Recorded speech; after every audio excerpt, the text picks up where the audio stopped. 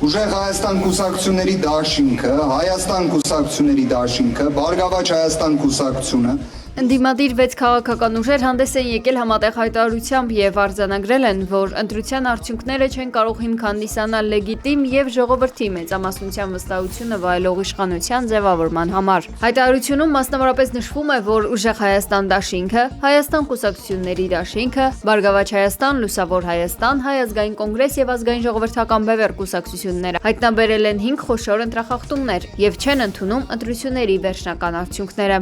Նշված ուժերը ստորագրելով այս հայտարարության տակ հստակ արձանագրում են, որ ընտրության արդյունքները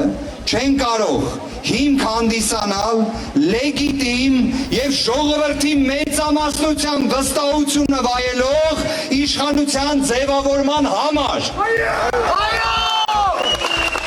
Երկրում իրավիճակի հետագա ցանկացած էսկալացիայի ողջ պատասխանատվությունը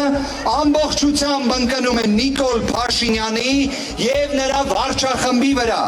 Մենք շարունակելու ենք գործել բացառապես սահմանադրության, օրենքների եւ ժողովրդավարական սկզբունքների շրջանակներում, պաշտպանելով քաղաքացիների ազատ կամարտության իրավունքը եւ Հայաստանի Հանրապետության պետականության ու ժողովրդավարության հիմնարար արժեքները։